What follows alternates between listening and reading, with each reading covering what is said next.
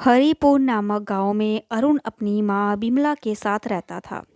बिमला ने मेहनत मजदूरी करके अरुण का पालन पोषण किया था और अरुण भी अपनी मां के साथ मजदूरी किया करता था।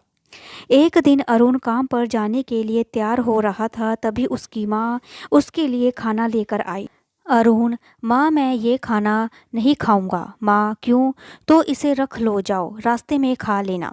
अरुण, माँ मुझे खाना नहीं खाना। माँ, क्या हुआ बेटा, तू इतना परेशान क्यों है? अरुण, कुछ नहीं माँ, मैं काम पर जा रहा हूँ। अरुण काम पर चला गया। उसके पीछे पीछे बिमला भी चली गई।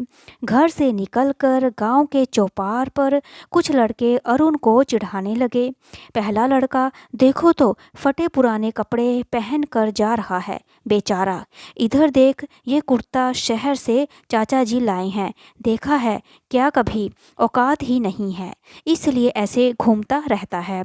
दूसरा लड़का, बेचारा पैदल ही घूमता है, जहाँ गांव के सभी लोग मौज कर रहे हैं, ये बेचारा मजदूरी कर रहा है। ये जीवन में कभी साइकिल भी नहीं खरीद सकता।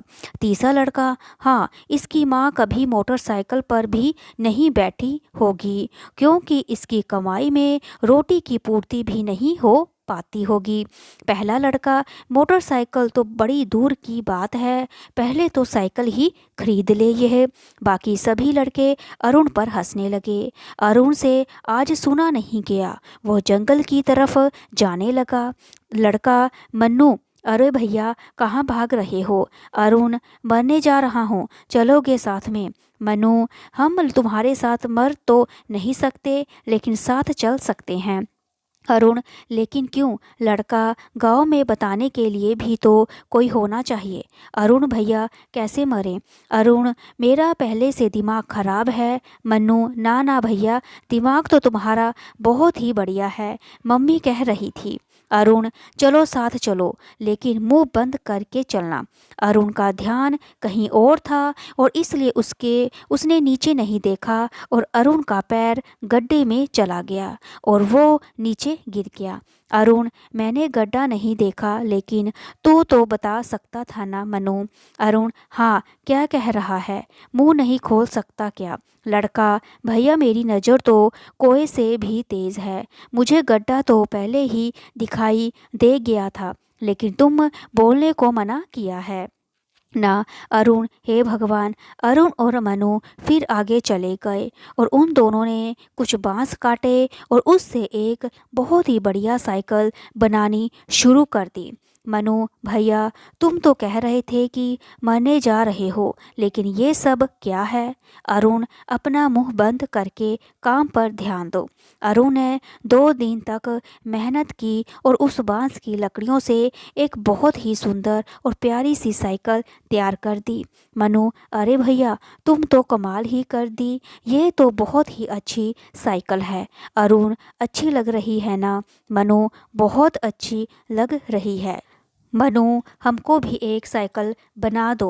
अरुण, बना दूंगा बाद में, लेकिन अभी गांव चलते हैं सभी को साइकिल दिखाने के लिए, सभी लोग बहुत खुश हो जाएंगे। मनु, हाँ भैया। अरुण ने साइकिल को पूरे गांव में चलाया और सभी गांव वाले साइकिल को देखने के लिए घर से बाहर आने लगे। आदमी, अरे वाह, ये साइकिल तो बड़ी ही प्यारी है और अच्छी लग रही है। मनु, हमारे भैया ने, अरुण ने बनाया है इसे बांस के साथ। लड़का, रौनक, अरे अरुण, तुमने तो बड़ी अच्छी साइकिल बना कर तैयार कर दी। इस साइकिल के सामने तो हमारी गाड़ियाँ भी फेल हो गई हैं। अरुण, धन्यवाद भैया। दूसरा लड़का, अरे ऐसी साइकिल तो मैं भी बना दूंगा, इसमें कौन सी बड़ी बात है? इस बात के लिए इस अरुण को इतना सिर पर क्यों चढ़ा रहे हो? रौनक, तो अब तक कहाँ थे तुम? बनाई क्यों नहीं ऐसी साइकिल? फिर बांस की कमी पड़ गई थी क्या?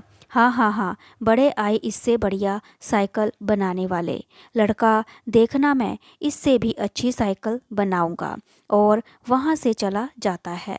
रौनक, अरे अरुण, तुम इसकी बातों का बुरा मत मानना, ये तो बचकानी बातें ही किया करता है।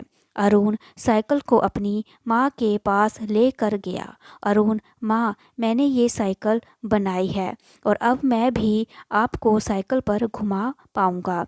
माँ, ये तो तुमने कमाल कर दिया बेटा, आज मैं बहुत खुश हूँ। अरुण साइकिल को वापस गांव में लेकर गया और जो जो लोग पहले अरुण पर हंस रहे थे उनके होश उड़ गए। अरुण खुशी खुशी अपने घर पर आ गया और उसने साइकिल अपने घर के बाहर खड़ी कर दी। अरुण, माँ, जब से मैंने साइकिल बनाई है सब कुछ बदल गया है। माँ, मेहनत और ईमानदारी हमेशा रंग लाई है।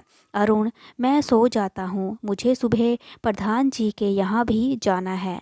उन्होंने बुलाया है, वह साइकिल के लिए मुझे इनाम देंगे और नई नई साइकिलों के लिए भी प्रेरित करेंगे। माँ, ये तो बहुत खुशी की बात है। अरुण सोने के लिए चला गया। अगले दिन अरुण घर के बाहर आया तो उसके होश उड़ गए क्योंकि उसकी साइकिल वहाँ पर नहीं थी।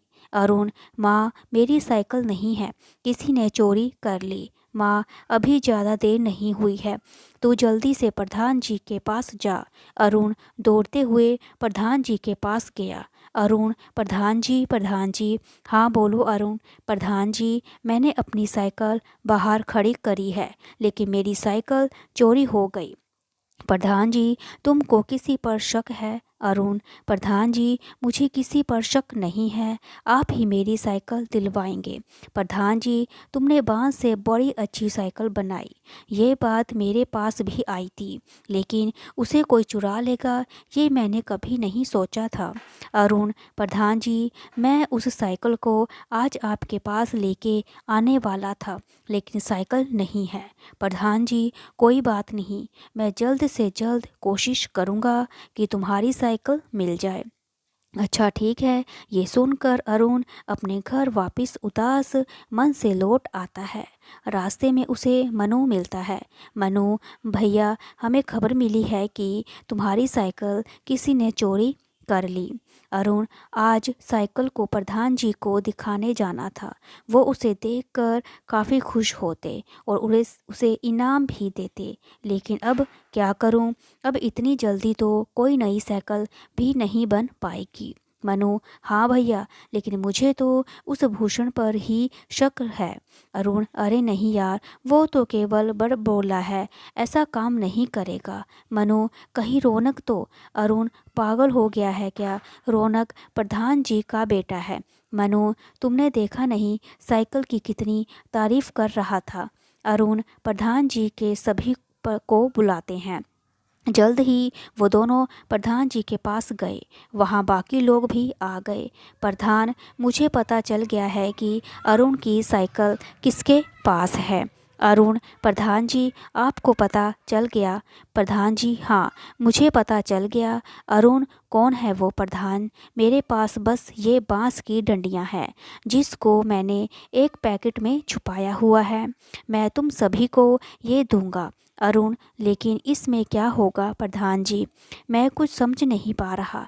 प्रधान, इन सभी बांस की लकड़ियों पर मैंने एक फूल लगाया है, जो भी चोर होगा उसकी डंडी से फूल हट जाएगा और सभी एक पैकेट उठा लो और कोई भी इसे खोल कर नहीं देखेगा।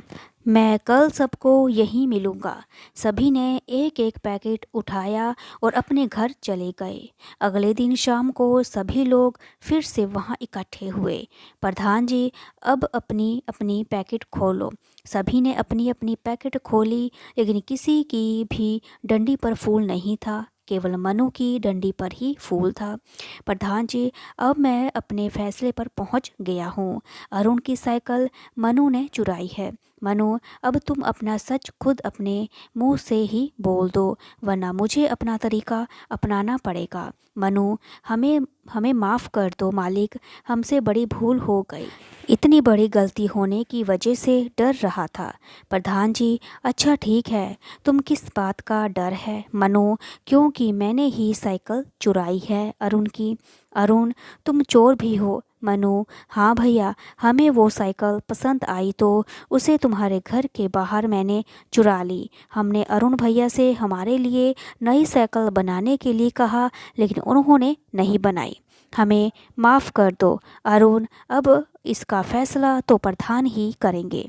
मनु: मैं साइकिल वापस ला रहा हूँ प्रधान जी, लेकिन तुम्हें इस गलती के लिए माफ़ नहीं किया जा सकता।